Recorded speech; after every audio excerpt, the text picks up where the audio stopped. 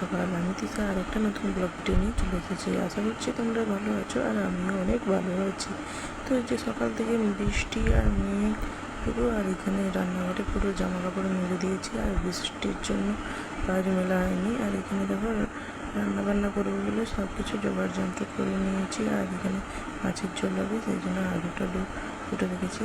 আর এখানে ভাতটাও বসে রেখেছি। আর আমার ননদ এইটা কি মাখছে মুখে ফেস ওয়াশ, সেটাই দেখাচ্ছিলাম। কি বেসন, লেবু আর ওই অ্যালোভেরা, হলুদ এগুলো দিয়ে। আর এখানে হচ্ছে তরকারি করবো বলে এখানে ফোড়ন, তেজপাতা আর বেগুন আর মাছের আঁশ সেইটা দিয়ে করবো। দারুণ খেতে হয়, এবার ট্রাই করতে পারো আমি বলছি। আর এখানে আলু দিয়ে দিয়েছি ভালো করে, তারপরে হলুদ নুন দিয়ে ভালো করে কষে নিচ্ছি। আর মানে এটা একটু বেশি তেল দিয়ে করতে হয়, আর মানে খুব সুন্দর হয়। এবার জল দিয়ে রান্না করেছি, 5 মিনিটটা পরে দেখাবো। তারপরে এখানে তেল দিয়ে দিয়েছি। আর এখানে হচ্ছে যে আলু মাছের ঝোল করার জন্য আলুটাকে ভালো করে ভেজে নিচ্ছি। এই জন্য আমি আলুটা মানে নুন দিয়ে ভালো করে ভাজা করছি। আর আলু যদি ভেজে নিই না, তরকারি স্বাদটা আরও দ্বিগুণ হয়ে যায় এই জন্য।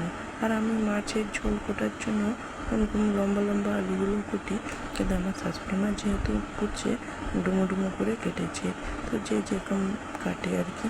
তারপরে যে ভাজা হয়ে গেছে, আমি ভালো করে মানে হালকা ভেজেছি, তো সেইটাই এখন আমি তুলে নিচ্ছি।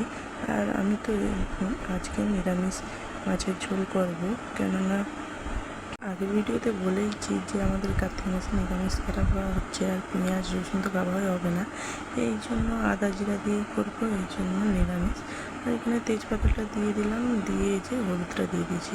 আসলে আদা দিয়ে রান্না করবো তো আদাটা তেলে দিলেই গায়ে ছিটকায়, এই জন্য হলুদ দিলে না আর ছিটকায় না। তোমরা একবার ট্রাই করতে পারো। দিয়ে হলুদটা দিয়ে দিয়েছি, আর কোনোভাবেই মানে ছিটকাচ্ছে না, দিয়ে আদা দিয়ে দিয়েছি।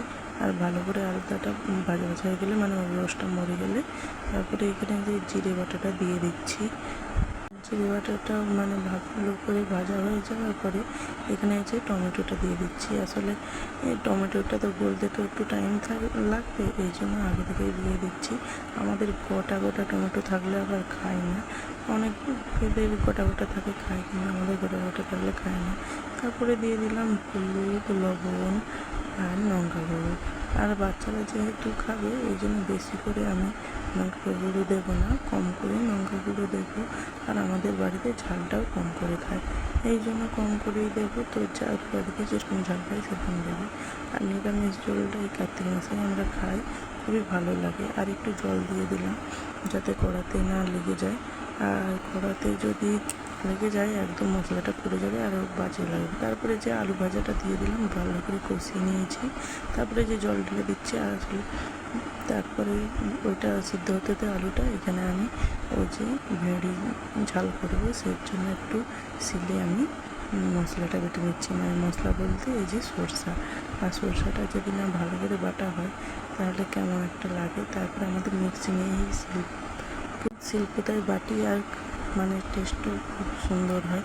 আর মিক্সি তো নেই আমাদের, এই জন্য এই শিল্পতাটাই বেটে নিচ্ছে ভালো করে। আর এই যে দেখো কত সুন্দর বাটা হয়ে গেছে। আর এখানে দেখি না আলুগুলোই সিদ্ধ হয়ে গেছে, এই জন্য মাছ দিয়েছে। আর দেখো কাটলারটা কত সুন্দর এসেছে, নিরামিষ হয়েছে তো কী আছে। আর এখানে আলু বেগুনের চচ্চড়ি যে রান্নাটা দেখিয়েছিলাম সেটাই। আর মাছ ভাজা এখানে আছে। আর ভেড়ির ঝালটা দেখালাম না, একবারে রান্নার পরে দেখাচ্ছি কত সুন্দর হয়েছে। সরষা দিয়ে করেছি, দারুণ খেতে হয়েছে। তারপরে সন্ধ্যাবেলার কোনো ভিডিও করিনি। তারপরে এখানে আমার চা গড়াচ্ছে, সেটাই দেখাচ্ছি। চা খেয়েছিলাম। তো আজকের ভিডিওটা যদি ভালো লেগে থাকে অবশ্যই সাবস্ক্রাইব করো। Bye bye.